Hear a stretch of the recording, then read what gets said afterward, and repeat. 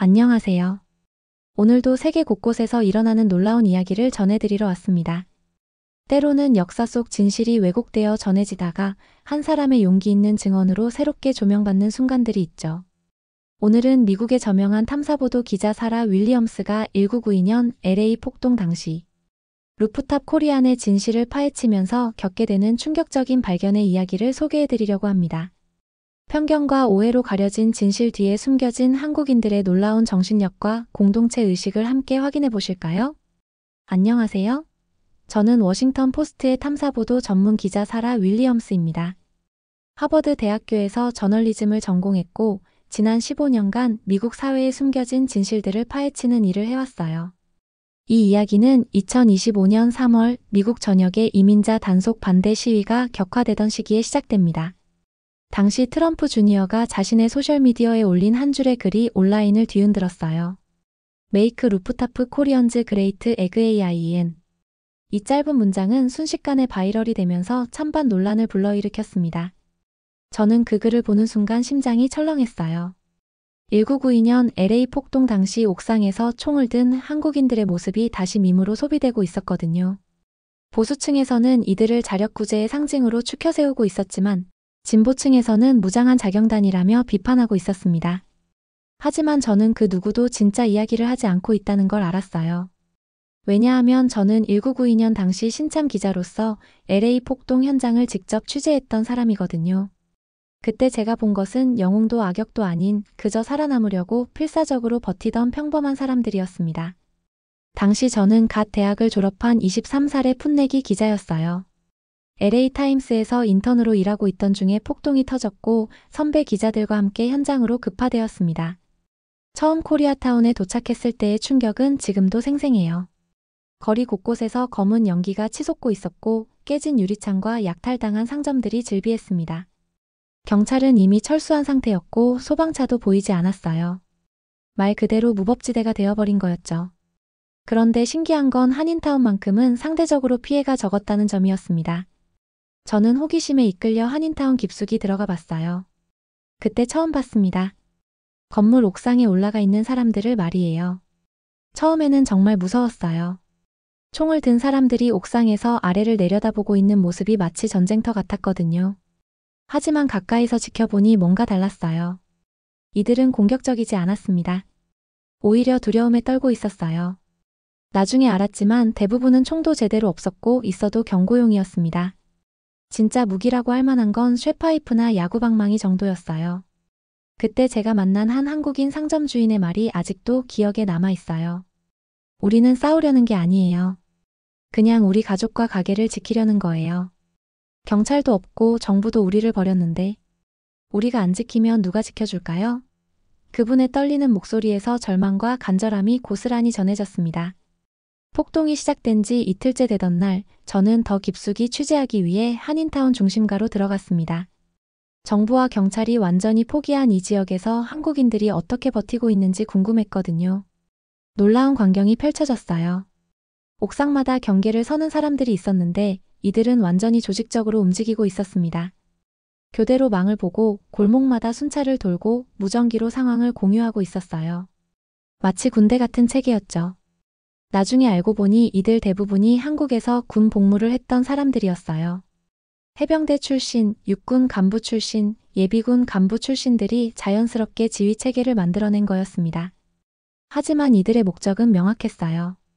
공격이 아닌 방어, 침입을 막는 것뿐이었습니다. 제가 직접 목격한 상황 중에 가장 인상적이었던 게 있어요. 한 무리의 약탈자들이 한인 상점가로 몰려오고 있었는데 옥상에서 경고 사격을 했더니 모두 돌아간 거예요. 실제로는 공포탄이었지만 그 효과는 대단했습니다. 피 한 방울 흘리지 않고 상황을 정리한 거죠. 한 한국인 가게 주인이 제게 이렇게 말했어요. 우리는 미국에 와서 정말 열심히 살았어요. 새벽부터 밤늦게까지 일하면서 가게를 꾸려왔는데 하루아침에 모든 게 사라질 수는 없잖아요. 우리가 총을 든 건 누군가를 해치려는 게 아니라 우리가 평생 일궈온 터전을 지키려는 거예요. 그런데 정말 놀라운 건 이들의 조직력이었어요.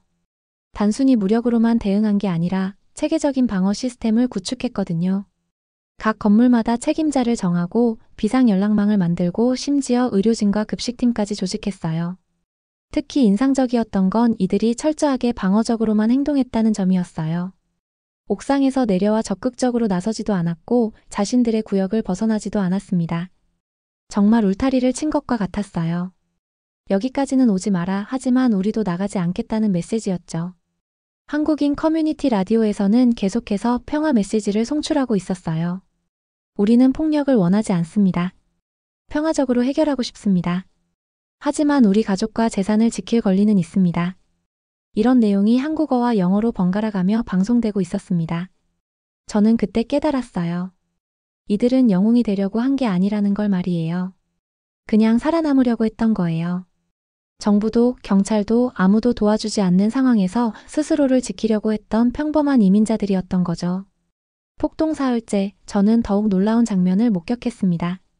한인타운 근처 흑인 거주 지역에서 일어난 일이었어요. 한 무리의 흑인 청년들이 한인 상점가 쪽으로 오고 있었는데 저는 또 다른 충돌이 일어날까봐 걱정했어요. 그런데 예상과 달리 이들은 한인 상점들을 보호하기 시작했습니다. 여기는 건들지 마. 이 사람들은 우리 이웃이야. 한 흑인 청년이 다른 약탈자들에게 이렇게 외치는 걸 들었어요. 정말 믿기 어려운 광경이었습니다. 나중에 알고 보니 이런 연대가 우연이 아니었어요. 평소 한인 상점주들이 흑인 커뮤니티에 베풀었던 온정이 이런 결과를 만들어낸 거였습니다. 외상으로 물건을 주고 어려운 이웃에게 일자리를 제공하고 아이들에게 과자를 나눠주던 그런 작은 친절들이 위기의 순간에 큰 힘이 된 거죠. 제가 인터뷰한 흑인 청년 마커스는 이렇게 말했어요. 김 아저씨 가게는 우리 동네 사람들이 지켜야 해요. 제가 어릴 때 학교 끝나고 가면 항상 사탕을 하나씩 주셨거든요. 우리 엄마가 돈이 없을 때도 외상으로 우유를 주셨어요. 그런 분을 어떻게 버려둘 수 있겠어요? 한인 라디오에서 송출된 평화 메시지가 흑인 커뮤니티에도 전달되고 있었어요. 한국어 방송을 들을 수 있는 흑인 교회 목사가 통역해서 교인들에게 전해주고 있었던 거죠. 한국인들은 우리와 싸우고 싶어 하지 않는다. 그들도 우리처럼 평범한 사람들이다. 이런 메시지들이 퍼지면서 점점 더 많은 흑인들이 한인 상점들을 보호하기 시작했어요. 어떤 곳에서는 흑인과 한국인이 함께 가게 앞을 지키는 모습도 볼 수 있었습니다. 언어는 통하지 않았지만 서로를 지키려는 마음은 통했어요. 특히 인상적이었던 건 한 한인 식당에서 일어난 일이었어요. 폭동 중에도 이 식당은 문을 열고 있었는데 배고픈 사람들에게 무료로 밥을 나눠주고 있었거든요. 한국인뿐만 아니라 흑인, 히스패닉, 백인 할 것 없이 모든 사람에게 말이에요. 식당 주인 박 씨는 제게 이렇게 말했어요. 지금 같은 때일수록 사람들이 하나가 되어야 해요. 우리끼리 싸우면 누가 좋아하겠어요? 배고픈 사람에게 밥 한 그릇 주는 게 총보다 훨씬 강한 힘이라고 생각해요. 저는 그때 깨달았습니다. 진짜 힘은 무력이 아니라 연대에서 나온다는 걸 말이에요. 한국인들이 보여준 진짜 강점은 총이 아니라 공동체를 지키려는 마음이었고 그 마음이 다른 인종들에게도 전해져서 더 큰 연대를 만들어낸 거였어요. 폭동이 끝난 후 일주일 뒤 저는 다시 코리아타운을 찾았습니다. 복구 작업이 한창이었는데 그 모습에서 또 한 번 놀라움을 느꼈어요. 다른 지역들이 아직도 잿더미와 파편으로 뒤덮여 있을 때 코리아타운에는 벌써 불이 켜지기 시작했거든요. 가장 먼저 눈에 띈 건 한국인들의 조직적인 복구 작업이었어요. 목수는 이웃가게 창문을 고쳐주고 전기기사는 가로등을 수리하고 청소년들은 거리 청소를 하고 있었습니다. 마치 하나의 거대한 공동체가 움직이는 것 같았어요. 특히 인상적이었던 건 임시급식소였어요. 피해를 당한 상점주들뿐만 아니라 복구 작업에 참여하는 모든 사람들에게 무료로 식사를 제공하고 있었거든요. 한국 음식뿐만 아니라 다양한 인종의 음식들이 준비되어 있었어요. 급식소를 운영하던 김 여사님이 제게 말씀하셨어요. 무너지면 다시 짓고 또 무너지면 또다시 짓는 거예요. 우리 한국 사람들은 그렇게 살아왔어요. 전쟁통에도 가난 속에서도 포기하지 않고 일어섰잖아요. 여기서도 마찬가지예요. 정말 그 말씀대로였어요. 한국인들의 복구 속도는 놀라웠습니다. 다른 지역이 몇 달이 걸릴 일을 몇 주 만에 해내고 있었거든요. 그것도 정부 지원 없이 오직 자신들의 힘과 상호부조만으로 말이에요. 복구 과정에서 더욱 놀라운 건 이들이 이전보다 더 나은 모습으로 재건하고 있다는 점이었어요. 단순히 원래대로 돌리는 게 아니라 더 안전하고 더 아름다운 거리를 만들고 있었습니다. 방범 시설을 강화하고 가로등을 늘리고 공원까지 조성하고 있었어요. 한 상점주는 제게 이렇게 말했어요. 이번 일로 우리가 얼마나 혼자였는지 깨달았어요. 하지만 동시에 우리끼리 얼마나 단결할 수 있는지도 알았죠. 앞으로는 더 강한 공동체를 만들 거예요. 혼자서는 살 수 없지만 함께라면 무엇이든 할 수 있으니까요. 복구 작업에는 한국인뿐만 아니라 다른 인종의 이웃들도 참여했어요. 폭동 중에 한인 상점을 지켜준 흑인 청년들이 이번에는 망치와 페인트붓을 들고 나타난 거예요. 언어는 달랐지만 함께 땀 흘리며 일하는 모습이 정말 아름다웠습니다. 저는 그때 깨달았어요.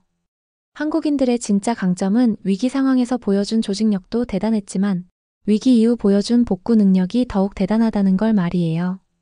이들에게는 마치 유전자처럼 새겨진 다시 일어서는 힘이 있었어요. 폭동 한 달 후 해외 언론들의 관심이 쏟아지기 시작했습니다. BBC, 월스트리트 저널, CNN 등 주요 외신들이 앞다퉈 루프탑 코리안 현상을 분석하기 시작한 거예요. 대부분의 보도는 한국인들의 조직력과 공동체 정신을 극찬하는 내용이었습니다. BBC는 한국인들이 보여준 것은 단순한 자경단 활동이 아니라 고도로 조직화된 공동체 방어 시스템이라고 평가했어요. 월스트리트 저널은 LA 폭동에서 가장 빠른 복구를 보인 코리아타운의 비밀은 한국인들의 독특한 공동체 문화에 있다고 분석했습니다. 하지만 미국 내 일부 언론의 반응은 달랐어요. 특히 진보 성향의 일부 매체들은 한국인들을 무장한 자경단으로 규정하며 비판적으로 보도했습니다. 법과 질서를 무시한 채 스스로 정의를 구현하려 했다는 식으로 말이에요. 더 심각한 건 일부 백인 우월주의 단체들이 한국인들을 자신들의 주장에 이용하려 한다는 점이었어요. 모범적인 소수민족이라는 프레임을 씌워서 다른 소수민족들을 비하하는 도구로 사용하려는 거였죠. 정말 역겨운 일이었어요. 저는 이런 상황에서 한국인들의 반응이 궁금했어요. 그래서 몇몇 당시 옥상에 있었던 분들을 다시 찾아가 인터뷰를 요청했습니다. 그런데 대부분이 인터뷰를 거절했어요. 이유를 물어보니 한결같은 대답이 돌아왔습니다. 우리가 뭘 말하든 사람들은 듣고 싶은 이야기만 들어요. 우리를 영웅으로 만들고 싶어 하는 사람들도 있고 악역으로 만들고 싶어 하는 사람들도 있어요. 하지만 우리는 그냥 평범한 사람들이에요. 영웅도 악역도 되고 싶지 않아요. 당시 옥상 방어를 지휘했던 이 씨의 말이 특히 인상적이었어요. 저는 한국에서 해병대를 다녔어요. 그래서 위기 상황에서 어떻게 해야 하는지 알고 있었죠. 하지만 제가 한 일은 특별한 게 아니에요. 그냥 가족과 이웃을 지키려고 했을 뿐이에요. 또 다른 상점주는 이렇게 말했어요. 미국 사람들은 우리를 이해하지 못해요. 우리가 총을 든 건 싸우기 위해서가 아니라 지키기 위해서였다는 걸 말이에요. 우리는 폭력을 좋아하지 않아요. 하지만 우리 가족을 지킬 권리는 있잖아요. 한국인들의 이런 침묵하는 자세가 오히려 더 인상적이었어요. 자신들을 영웅으로 포장하려는 시도도 피해자로 포장하려는 시도도 거부하고 있었거든요.